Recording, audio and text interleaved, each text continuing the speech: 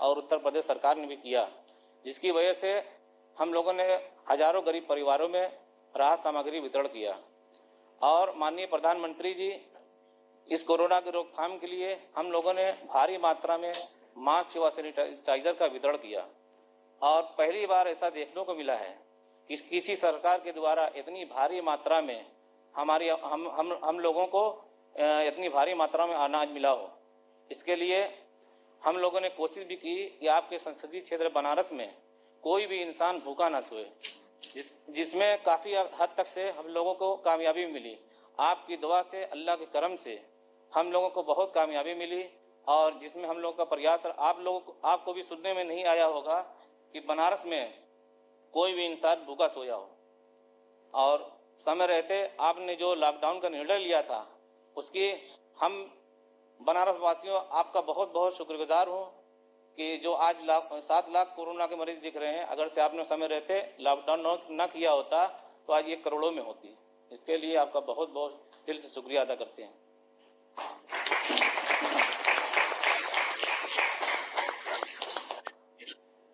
मैं सुरेंद्र लालवानी, सिंधी समाज और विभिन्न समुदायों की तरफ से आपको जय झूलेलाल एवं वंदे मातरम।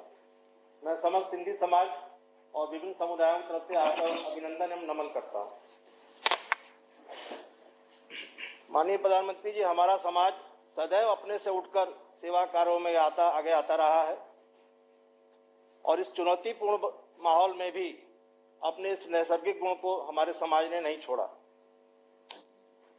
लॉकडाउन की घोषणा के साथ और आपकी प्रेरणा से 26 मार्च को पूज्य झूलेलाल जयंती के अवसर पर हम लोगों ने मात्र 600 पैकेट वितरण कर भोजन सेवा प्रारंभ की।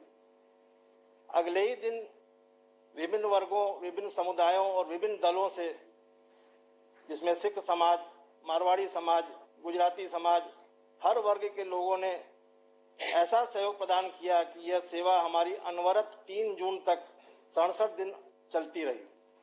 इसमें मुझे किसी प्रकार की बाधा नहीं आई। इस दरमियान हम लोगों ने लगभग 1.5 लाख भोजन के पैकेट तैयार कर प्रशासन के माध्यम से, भाजपा संगठन के माध्यम से और व्यक्तिगत रूप से विभिन्न क्षेत्रों में वितरित किए। इसके साथ ही हम लोगों ने अखबार वितरण करने वाले हाकर्स को 101 किट प्रदान की। जगह जगह पर पुलिस कर्मियों और सफाई कर्मियों को सैनिटाइजर और मास्क की व्यवस्था की गई। इसी बीच में हमारी एक अन्य संस्था काशी सिंधु सेवा ट्रस्ट द्वारा एक धनराशि प्राइम मिनिस्टर केयर फंड में 11 लाख रुपए की प्रदान की गई। मुझे ऐसा सहयोग प्राप्त हुआ, अगले ही दिन से कोई घर से खाना बना के पहुंचा रहा है, कोई सब्जी पहुंचा रहा है, कोई धन पहुंचा रहा है, कोई सामग्री पहुंचा रहा है। किसी भी प्रकार की दिक्कत कहीं नहीं आई। यहाँ तक कि मैं आपको बताना चाहूँगा, जो वहाँ सब्जी पहुंचाता था ट्राली से, उस रिक्शा ट्राली वाले ने भी अपने तरफ से 5 किलो आटे का सहयोग किया, जो कि हम लोग के लिए प्रेरणा का स्रोत था।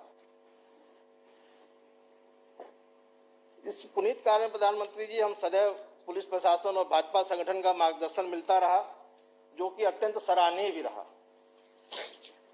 कोरोना काल की सेवा से प्रभावित होकर स्थिति सामान्य होने पर अन्नपूर्णा सेवा रसोई घर चलाने की हमारे समाज की एक योजना है। आप ही के साथ ही आत्मनिर्भर भारत के संदेश से प्रभावित होकर हम लोगों ने आर्थिक संकट से उबारने के लिए एवं स्वावलंबी बनाने के लिए एक योजना पर भी कार्य प्रारंभ कर दिया है, जिसमें हम लोग घरेलू उत्पाद के सामान बनाने की एक योजना बनाई है, जिसमें हम लोगों को कुछ दुकानों पर काम करने वाले और कुछ महिलाएं इस तरह से मिल गई हैं जो खुद स्वावलंबी बनना चाहती है। उनका हम पूरा सहयोग करने को हमारे समाज और विभिन्न वर्ग लोग तैयार हैं।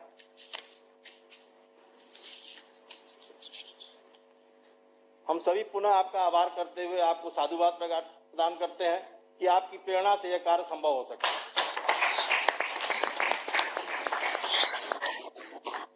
प्रधानमंत्री जी प्रणाम। संदीप केसरी।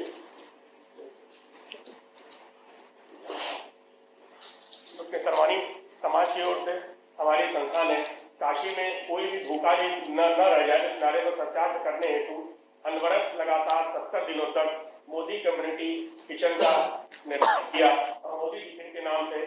जरूरतमंदों में, गरीबों में, जहाँ भी हम लोगों को लगता था नहीं यहाँ है तो हम लोग को जाना और वहाँ हम लोगों ने भोजन पहुँचाने का कार्य किया। इसमें प्रमुख रूप से जिला प्रशासन का भी बहुत सहयोग मिला, भाजपा संगठन का सहयोग मिला। फूड सेल की गाड़ियां, बीडीए की गाड़ियां ये हम लोगों के आती थी और इनके माध्यम से भोजन वितरण किया जाता था। इसमें प्रमुख बिंदु आदरणीय प्रधानमंत्री जी है। एक हम लोग के वाराणसी में जिला अस्पताल कली चौरा हॉस्पिटल है, जहाँ पे काफी संख्या में मरीज भर्ती रहते हैं। उनकी व्यवस्था तो जिला प्रशासन करता था, लेकिन जो उनके संग परिजन उनके थे, उनको कुछ खासी दिक्कतें आ रही थी, तो उसका हम लोग को संज्ञान में लिया। हम लोग ने तुरंत लगातार 70 दिनों तक उनका भोजन का प्रबंध अपनी संस्था की तरफ से किया। उसी कड़ी में प्रधानमंत्री जी शारदा आश्रम वाराणसी में विशाल भोजन बेचते थे, वहां पे 17 लड़कियां थी। हम लोगों के संपर्क में जब आया कि इनकी व्यवस्था नहीं हो पा रही है, तो वहां पे भी हम लोगों ने लगातार 70 दिनों तक उनके भोजन की व्यवस्था की। इसी कड़ी में प्रधानमंत्री जी या प्रवासी मजदूरों के आने का क्रम वाराणसी कैंट स्टेशन पे जारी हुआ। काफी बड़ी संख्या में उन लोगों को स्टार्टिंग कुछ परेशानियां भी हो रही थी, तो हमारे आदरणीय विद्यासागर राय जी के निर्देशानुसार और प्रशासन के अनुसार हम लोगों ने वहां भी भोजन व्यवस्था में सहयोग किया। एक बड़ा मार्मिक प्रश्न इसमें जुड़ा। हम लोग जब कार्य कर रहे थे, हम लोगों को एक सूचना मिली, गौदलिया पे गेस्ट हाउस है, वहां पे कर्नाटक के कुछ 15 से 20 यात्री लॉकडाउन हो जाने की वजह से फंसे हुए थे, जो कि अब जा नहीं पा रहे थे, क्योंकि फ्लाइट और रेल लॉकडाउन को देखते हुए, जो वैश्विक महामारी देखते हुए रोक लगी हुई थी। हम लोगों को सूचना मिली, हम लोग वहां गए और उन लोगों को हम लोगों ने भोजन की व्यवस्था की। उन्होंने कहा कि भाई हमारे पास पैसा है, सब कुछ है, लेकिन उसके बाद भी व्यवस्था नहीं हो पा रही। हम लोगों ने व्यवस्था की, बड़ा मार्मिक दृश्य था। हम लोगों की आंखें नम हो गई। उन्होंने भी हम लोग को पकड़ लिया और आग्रह किया कि आप लोग यहाँ आए। हमको बड़ा अच्छा लगा था। 70 दिनों तक उन्होंने उनकी सेवा की। इस तरह से विभिन्न जगहों पर उस समय मास्क की बड़ी जरूरत थी। हमारा होजरी का व्यवसाय है, तो हमने शासन को भी और जहाँ जरूरत हुई तो करीब 50,000 मास्क हम लोगों ने वितरण किया, सैनिटाइजर वितरण किया। इस तरह से काशी की सेवा हम लोगों ने आपकी प्रेरणा से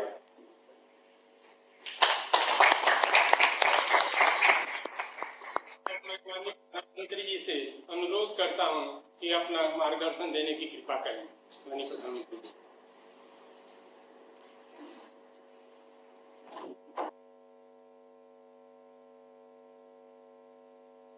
हर हर महादेव।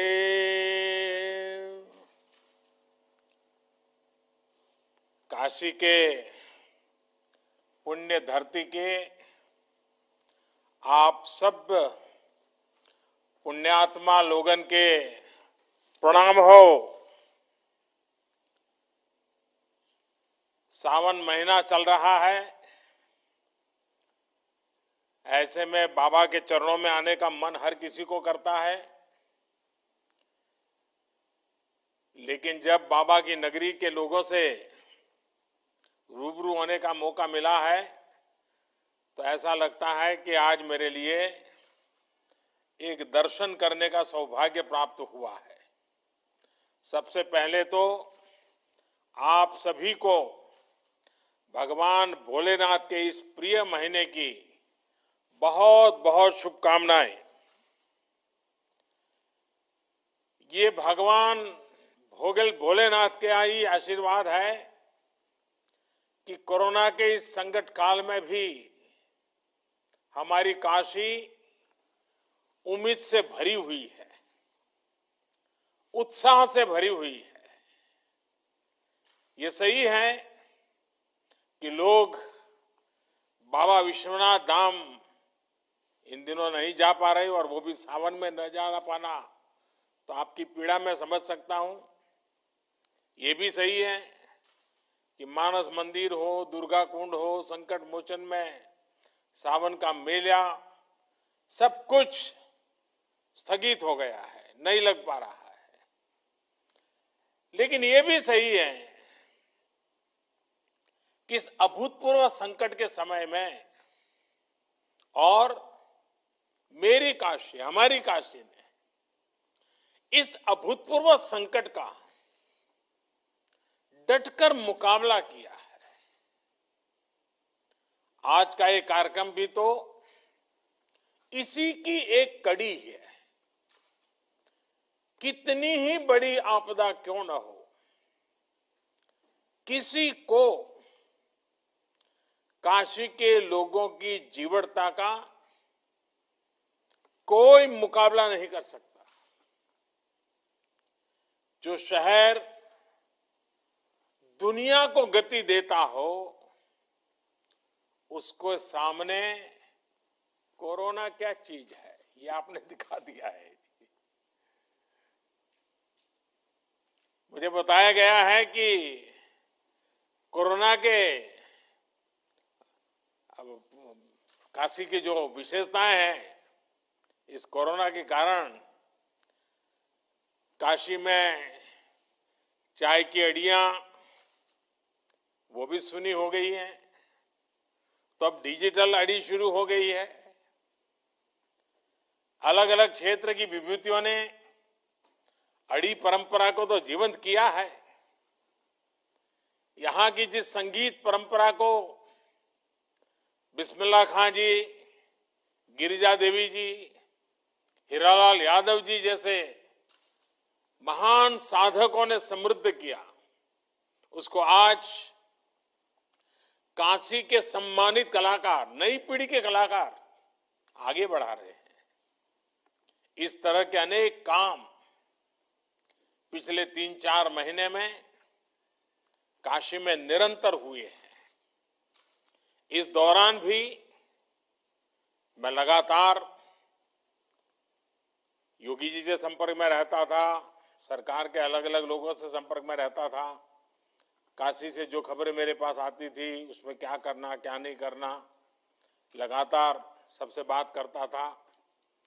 और आप में से भी कई लोग हैं, बनारस में कई लोगों से मैं रेगुलरली फोन पर बात करता था, सुख दुख पूछता था, जानकारियां लेता था, फीडबैक लिया करता था। और उसमें से कुछ इसी कार्यक्रम में भी मुझे पक्का भरोसा है कि आप बैठे होंगे जिनसे कभी मेरी फोन पे बात भी हुई होगी। संक्रमण को रोकने के लिए कौन क्या कदम उठा रहा है, अस्पतालों की स्थिति क्या है, यहां क्या व्यवस्थाएं की जा रही है, क्वारंटीन को लेकर के क्या हो रहा है, बाहर से आए श्रमिक साथियों के लिए हम कितना प्रबंध कर पा रहे हैं, ये सारी जानकारियां मैं बिल्कुल लगातार लेता रहता था। साथियों, हमारी काशी में बाबा विश्वनाथ और मां अन्नपूर्णा दोनों विराजते हैं। और पुरानी मान्यता है कि एक समय महादेव ने खुद मां अन्नपूर्णा से भिक्षा मांगी थी। तभी से काशी पर यह विशेष आशीर्वाद रहा है कि यहां कोई भूखा नहीं सोएगा। मां अन्नपूर्णा और बाबा विश्वनाथ सबके खाने का इंतजाम कर देंगे। आप सभी के लिए, तमाम संगठनों के लिए, हम सभी के लिए ये बहुत सौभाग्य की बात है कि इस बार गरीबों की सेवा का माध्यम भगवान ने हम सबको बनाया है, विशेषकर आप सबको बनाया है। एक तरह से आप सभी मां अन्नपूर्णा और बाबा विश्वनाथ के दूत बनकर हर जरूरतमंद तक पहुंचे हैं।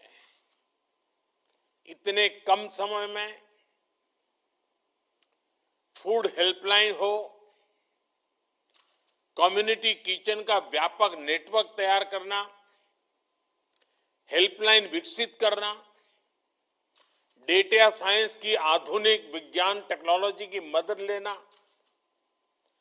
वाराणसी स्मार्ट सिटी के कंट्रोल एवं कमांड सेंटर का इस सेवा के काम में भरपूर इस्तेमाल करना, यानी हर स्तर पर सभी ने गरीबों की मदद के लिए पूरी क्षमता से काम किया। और मैं ये भी बता दूं, हमारे देश में कोई सेवा भाव ये नई बात नहीं है, हमारे संस्कारों में है। लेकिन इस बार का जो सेवा कार्य है वो सामान्य सेवा कार्य नहीं है। यहां सिर्फ किसी दुखी के आंखों आंसू पहुंचना, किसी गरीब के खाना देना इतना नहीं था। इसमें एक प्रकार से कोरोना जैसी बीमारी को गले लगाना, इसका रिस्क भी था। कहीं ये कोरोना हमारे गले पड़ जाएगा तो, और इसलिए सेवा के साथ साथ त्याग और बलिदान की तैयारी का भाव भी था। और इसलिए हिंदुस्तान के हर कोने में जिन जिन लोगों ने इस कोरोना के संकट में काम किया है वो सामान्य काम नहीं है। सिर्फ अपनी जिम्मेवारी निभाई ऐसा नहीं है। एक भय था, एक डर था, एक संकट सामने था, और सामने जाना, स्वेच्छा से जाना, ये सेवा का एक नया रूप है जी। और मुझे बताया गया है कि जिला प्रशासन के पास भोजन बांटने के लिए अपनी गाड़ियां कम पड़ गई, तो डाक विभाग ने खाली पड़ी अपनी पोस्टल वैन इस काम में लगा दी।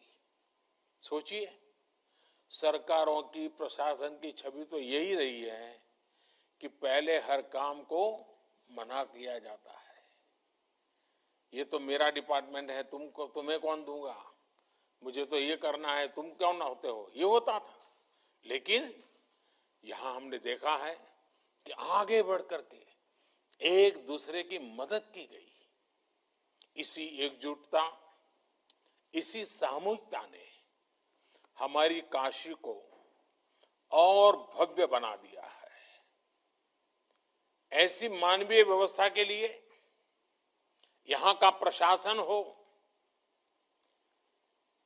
गायत्री परिवार रचनात्मक ट्रस्ट हो, राष्ट्रीय रोटी बैंक हो, भारत सेवाश्रम संघ हो, हमारे सिंधी समाज के भाई बहन हो, भगवान अवधूत राम कुष्ठ सेवा आश्रम, सर्वेश्वरी समूह हो, बैंकों से जुड़े लोग कोट पैंट टाई छोड़ करके गली मोहल्ले में गरीब के दरवाजे खड़े हो जाए, तमाम व्यापारी एसोसिएशंस। और हमारे अनवर जी तो कितना बढ़िया तरीके से, अनवर अहमद जी ने बताया, ऐसे कितने अनगिनत लोग। और मैं तो अभी सिर्फ 5-7 लोगों से बात कर पाया हूं, लेकिन ऐसे हजारों लोगों ने काशी के गौरव को बढ़ाया है। सैकड़ों संस्थाओं ने अपने आप को खपा दिया है। सबसे मैं बात नहीं कर पाया हूं, लेकिन मैं हर किसी के काम को आज नमन करता हूं।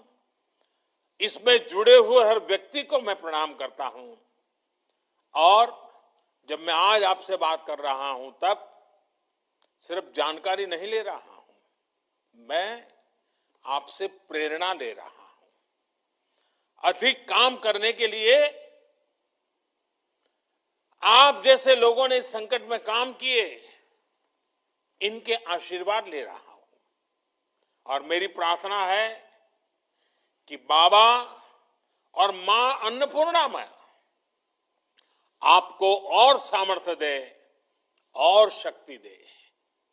साथियों, कोरोना के इस संकट काल ने दुनिया के सोचने, समझने, कामकाज करने, खाने पीने, सबके तौर तरीके पूरी तरह से बदल दिए हैं। और जिस प्रकार से आपने सेवा की, और सेवा का समाज जीवन पे बड़ा प्रभाव होता है। मैं बचपन में सुना करता था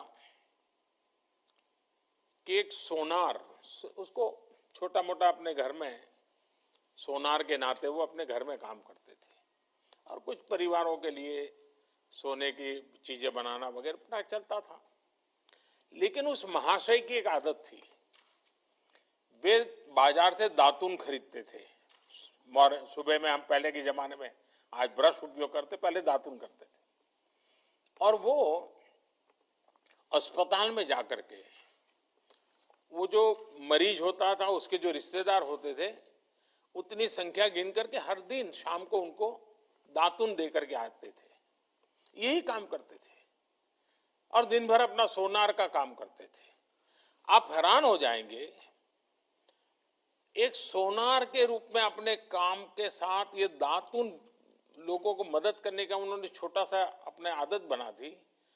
उस पूरे इलाके में उनकी इतनी छवि थी, उनके सेवा भाव की इतनी चर्चा थी कि सोने का काम कराने के लिए लोग कहते अरे भाई ये तो सेवा भावी है, उन्हीं के यहाँ सोने का काम करवाएंगे।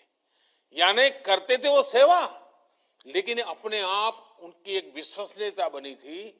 उनके अपने के सोने के काम को हर परिवार के वो विश्वस्त व्यक्ति बन चुके थे। यानी हमारा समाज ऐसा है, सेवा भाव को सिर्फ कुछ पाया, कुछ मिला उतने से नहीं, उससे भी बहुत अधिक भाव से देखता है।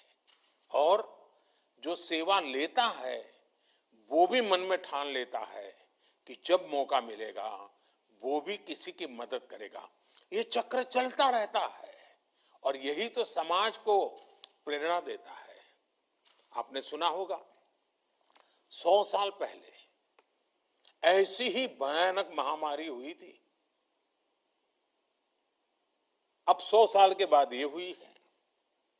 और कहते हैं कि तब भारत में इतनी जनसंख्या नहीं थी,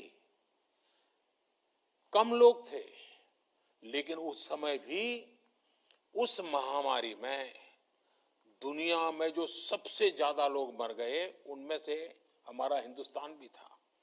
करोड़ों लोग मर गए थे। और इसलिए जब इस बार महामारी आई तो सारी दुनिया भारत का नाम लेते ही उनको डर लगता था। उनको लगता था भाई 100 साल पहले भारत के कारण इतनी बड़ी बर्बादी हुई थी, भारत में इतने लोग मर गए थे और आज भारत की इतनी आबादी है, इतनी चुनौतियां हैं। बड़े बड़े एक्सपर्ट ये कह रहे थे और भारत पर सवाल खड़ा करने लगे थे कि इस बार भी हालत बिगड़ जाएगा। लेकिन क्या स्थिति बने, आपने देखा होगा 23-24 करोड़ की आबादी वाले हमारा उत्तर प्रदेश, और उसके लिए तो लोगों को ढेर सारी शंका कुशंकाएं भी थी कि कैसे बचेगा। कोई कहता था कि यूपी में गरीबी बहुत है, यहां बाहर काम करने गए श्रमिक कामगार साथी बहुत है, वो 2 गज की दूरी का पालन कैसे कर पाएंगे, वो कोरोना से नहीं तो भूख से मर जाएंगे। लेकिन आपके सहयोग ने, उत्तर प्रदेश के लोगों के परिश्रम ने, पराक्रम ने सारी आशंकाओं को ध्वस्त कर दिया। साथियों, ब्राजील जैसे बड़े देश में जिसकी आबादी करीब 24 करोड़ है, वहां यानी उत्तर प्रदेश जितना ही बड़ा है, वहां कोरोना से 65,000 से ज्यादा लोगों की दुखद मृत्यु हुई है। 65,000। लेकिन उतनी ही आबादी वाले हमारे यूपी में करीब करीब 800 लोगों की मृत्यु कोरोना से हुई है।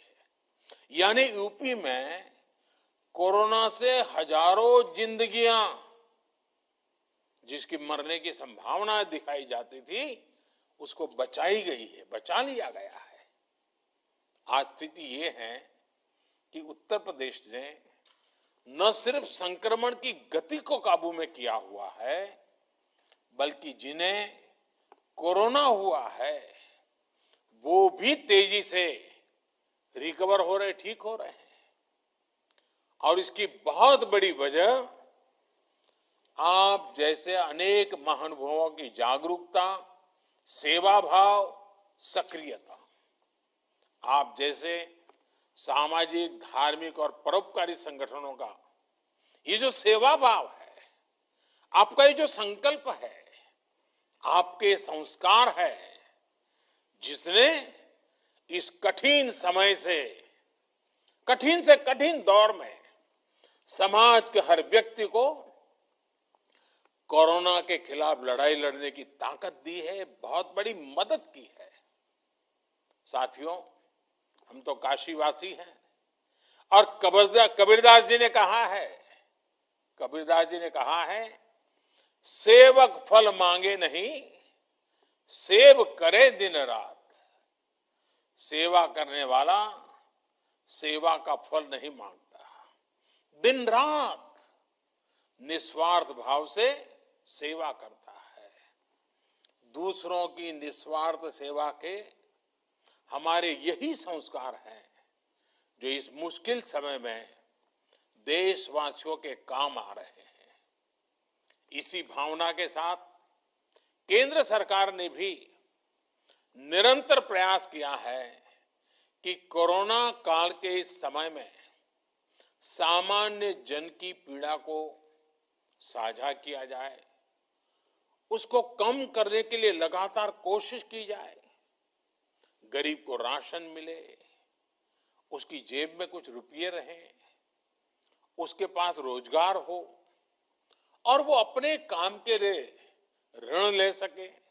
इन सभी बातों पर ध्यान दिया है। साथियों, आज भारत में 80 करोड़ से ज्यादा लोगों को, यह आंकड़ा बहुत बड़ा है, 80 करोड़ से ज्यादा लोगों को मुफ्त राशन दिया जा रहा है। इसका बहुत बड़ा लाभ बनारस के भी गरीबों को, श्रमिकों को हो रहा है। आप कल्पना कर सकते हैं कि भारत अमेरिका से भी 2 गुनी आबादी से, यानी अमेरिका की जो टोटल जनसंख्या है उससे डबल लोगों को एक पैसा लिए बिना उनका भरण पोषण कर रहा है। और अब तो इस योजना को नवंबर अंत तक, यानी दीपावली और छठ पूजा यानी 30 नवंबर तक इसको बढ़ा दिया गया है।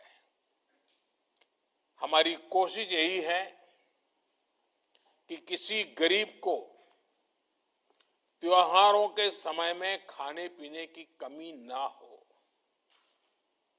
खाने के साथ साथ लॉकडाउन के कारण गरीब को खाना पकाने के लिए ईंधन की दिक्कत ना हो, इसके लिए उज्ज्वला योजना के लाभार्थियों को पिछले 3 महीने से मुफ्त गैस सिलेंडर दिया जा रहा है।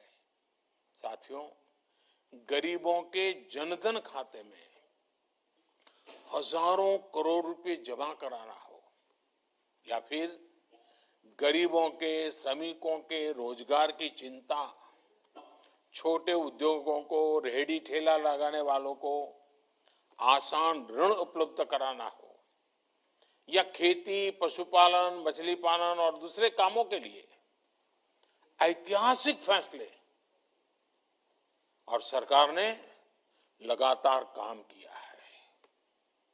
कुछ दिन पहले ही 20,000 करोड़ रुपए की मत्स्य संपदा योजना को भी मंजूरी दी गई है। इसका लाभ भी इस क्षेत्र के मछली पालकों को होगा। इसके अलावा यहां यूपी में कुछ दिन पहले ही रोजगार और स्वरोजगार के लिए एक और विशेष अभियान चलाया गया है। इसके तहत हमारे जो हस्तशिल्पी हैं, बुनकर हैं, दूसरे कारीगर हैं या फिर दूसरे राज्यों से जो भी श्रमिक साथी गांव लौटे हैं, ऐसे लाखों कामगारों के लिए रोजगार की व्यवस्था की गई है। साथियों, कोरोना की ये आपदा इतनी बड़ी है कि इससे निपटने के लिए लगातार काम हमें करना ही होगा। हम संतोष मान करके बैठ नहीं सकते हैं। हमारे बुनकर भाई बहन हो, नाव चलाने वाले हमारे साथी हो, व्यापारी, कारोबारी हो, सभी को मैं आश्वस्त करना चाहता हूं कि हमारा निरंतर प्रयास है कि सभी को कम से कम दिक्कत हो और बनारस भी आगे बढ़ता ही रहे। मैंने कुछ दिन पहले ही बनारस के विकास कार्यों को लेकर प्रशासन से, शहर के हमारे विधायकों से भी टेक्नोलॉजी के माध्यम से लंबी मुलाकात की थी, बहुत डिटेल में बातचीत की थी। एक एक चीज को मैंने टेक्नोलॉजी और ड्रोन की पद्धति से मॉनिटर किया था। इसमें सड़कों, बिजली, पानी हो, ऐसे तमाम प्रोजेक्ट के साथ साथ बाबा विश्वनाथ धाम प्रोजेक्ट की स्थिति को लेकर भी विस्तृत जानकारी मुझे दी गई थी। मैंने आवश्यक सूचनाएं भी दी थी। कुछ रुकावटें होती है तो उसको दूर करने के लिए जहां जहां कहना था वहां भी कहा था। इस समय काशी में ही लगभग 8,000 करोड़ रुपए के अलग अलग प्रोजेक्ट्स पर काम तेजी से चल रहा है। 8,000 करोड़ रुपयों के काम यानी अनेक लोगों को रोजी रोटी मिलती है। जब स्थितियां सामान्य होगी तो काशी में पुरानी रौनक भी उतनी ही तेजी से लौटेगी। इसके लिए हमें अभी से तैयारी भी करनी है और इसलिए ही टूरिज्म से जुड़े सभी प्रोजेक्ट्स जैसे cruise tourism, light and sound show, Dashashwamedh Ghat उसका पुनरुद्धार, गंगा आरती के लिए ऑडियो वीडियो स्क्रीन लगाने का काम, घाटों पर और भी व्यवस्था प्रबंधन का काम, ऐसे हर प्रोजेक्ट को तेजी से पूरा करने पर ध्यान दिया जा रहा है। साथियों, आने वाले समय में काशी को आत्मनिर्भर भारत अभियान का भी एक बड़ा केंद्र बनते हुए हम सभी देखना चाहते हैं और ये हम सबकी जिम्मेवारी भी है। सरकार के हाल के फैसलों के बाद यहाँ की साड़ियां, यहाँ के दूसरे हस्तशिल्प के लिए, यहाँ के डेयरी, मत्स्य पालन और मधुमक्खी पालन के व्यवसाय के लिए नई संभावनाओं के द्वार खुलेंगे। बी वैक्स की बहुत अधिक डिमांड दुनिया में है। इसको पूरा करने का प्रयास हम कर सकते हैं। मैं किसानों से, युवा साथियों से भी यह आग्रह करूंगा कि इस प्रकार के व्यवसाय में बढ़ चढ़ करके भागीदारी सुनिश्चित करें। हम सभी के प्रयासों से हमारी काशी भारत के एक बड़े एक्सपोर्ट हब के रूप में विकसित हो सकती है और हमें करना चाहिए। काशी को हम आत्मनिर्भर भारत अभियान की प्रेरक स्थली के रूप में भी विकसित करें, स्थापित करें। साथियों, मुझे अच्छा लगा आज आप सबके दर्शन करने का मौका मिला और काशी वासियों के सावन महीने में दर्शन होना अपने आप में सौभाग्य होता है। और आपने जिस प्रकार से सेवा भाव से काम किया है, अभी भी जिस लगन के साथ आप लोग कर रहे हैं, मैं फिर एक बार आप सबका बहुत बहुत आभार व्यक्त करता हूं। परोपकार के, सेवा भाव के अपने काम में आपने सबको प्रेरणा दी है, आगे भी प्रेरणा देते रहेंगे। लेकिन हां, एक बात हमें बार बार करनी है, हर किसी से करनी है, खुद से भी करनी है। हम सिंगल यूज प्लास्टिक से मुक्ति चाहते हैं, उसको छोड़ना नहीं है। अब रास्तों पर थूकना और उसमें भी हमारा बनारसी पान, हमने आदत बदलनी पड़ेगी। दूसरा, 2 गज की दूरी, गमछे या फेस मास्क और हाथ धुलने की आदत को न हमें छोड़ना है, न किसी को छोड़ने देना है। अब इसको हमारे संस्कार बना देना है, स्वभाव बना देना है। बाबा विश्वनाथ और गंगा मैया का आशीर्वाद हम सभी पर बना रहे, इसी कामना के साथ मैं मेरी वाणी को विराम देता हूं और फिर से एक बार आपके इस महान कार्य को प्रणाम करता हूं। बहुत बहुत धन्यवाद। हर हर महादेव।